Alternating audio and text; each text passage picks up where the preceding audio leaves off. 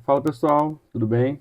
Seguindo nessa linha aqui da pegada mais científica, hoje eu queria falar de uma coisa chamada Dark Matter, ou em português, matéria escura.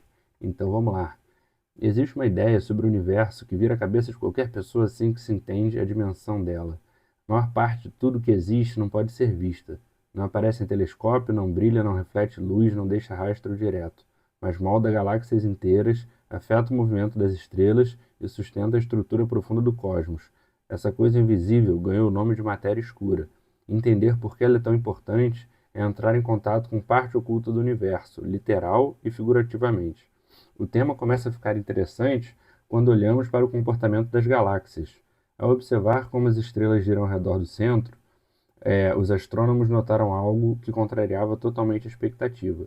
Pela física tradicional, as estrelas mais distantes deveriam girar mais devagar, como acontece com qualquer sistema que segue as leis de Newton. Só que não era isso que acontecia, elas giravam rápido demais. Tão rápido que, pela lógica, deveriam ser arremessadas para fora da galáxia, mas não eram. Isso significava que alguma coisa estava segurando tudo, uma massa extra que não emitia luz e não podia ser vista diretamente.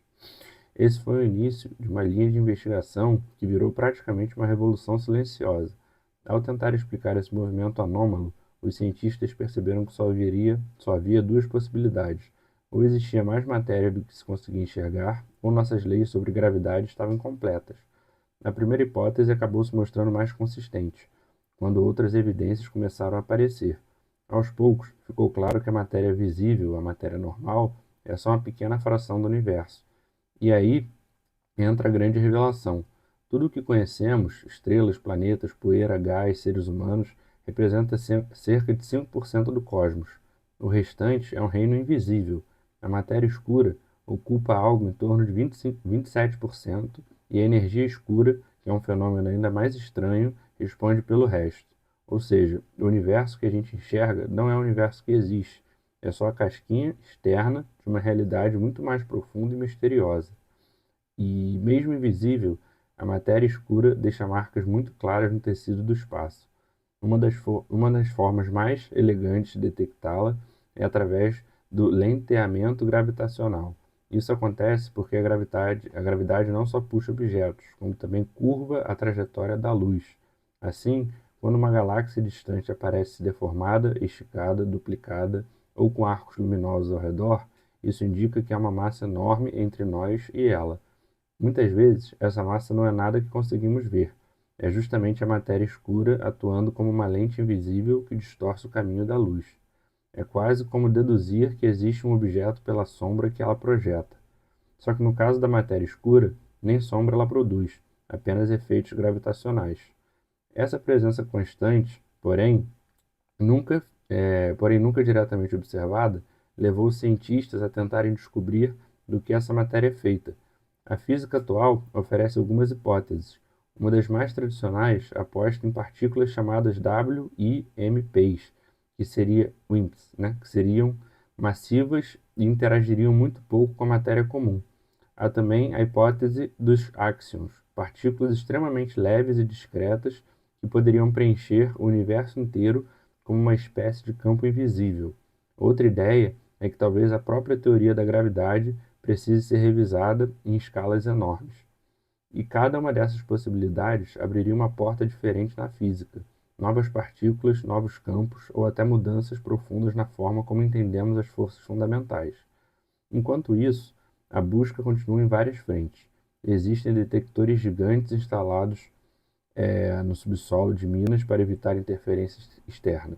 Esses instrumentos procuram um tipo específico de colisão entre matéria escura e átomos normais. Se esse choque acontecer, mesmo uma única vez, já seria o suficiente para confirmar diretamente a existência dessas partículas. Em paralelo, aceleradores como o LHC tentam criar matéria escura em colisões de altíssima energia, e os telescópios continuam mapeando o universo procurando padrões de distorção gravitacional que revelem onde essa massa invisível está concentrada. Uma das coisas mais interessantes dessa história é como a matéria escura parece formar uma espécie de teia cósmica. Simulações do universo mostram que ela cria filamentos gigantescos que se estendem por centenas de milhões de anos-luz, e as galáxias que enxergamos se formam justamente nas regiões onde essa teia é mais densa. É como se o universo tivesse um alicerce escondido, e tudo que brilha estivesse apoiado em cima dele. A matéria escura é essa estrutura profunda, silenciosa e onipresente que organiza o cosmos desde o início dos tempos. E aí surge uma reflexão inevitável. Quanto mais avançamos na ciência, mais percebemos o quanto sabemos pouco, ou o quanto pouco sabemos. A matéria escura é uma espécie de lembrete cósmico de que a realidade vai muito além do que nossos sentidos alcançam, assim como a terceira e a quarta geração, né, do Tesseract, que isso me lembrou lá do Carl Sagan. A matéria escura é uma espécie de lembrete, mas aqui eu já li do roteiro. A gente olha para o céu achando que está vendo todo o espetáculo, mas está vendo só os refletores. A estrutura do palco inteiro, vigas, cabos e paredes, está escondida. E mesmo assim, tudo funciona perfeitamente graças a algo que ainda não entendemos. No fim das contas, falar de matéria escura é aceitar que o universo não tem obrigação nenhuma de ser intuitivo. Ele simplesmente é. E cabe a nós correr atrás dos sinais, das distorções, das evidências indiretas para tentar decifrar esse quebra-cabeça colossal. A busca pela matéria escura é uma das grandes aventuras científicas do nosso tempo, porque lida justamente com aquilo que não aparece, mas que determina o destino das galáxias inteiras. É a investigação do invisível, e enquanto essa resposta não chega, o mistério continua nos lembrando que ainda estamos só no começo de entender de verdade o lugar em que vivemos. Esse assunto eu acho muito interessante e espero que vocês tenham gostado e também ou já se interessem ou desenvolvam algum interesse também pelo tema, que é muito, muito, muito legal. E é isso aí. Obrigado, pessoal. Um abraço, até a próxima.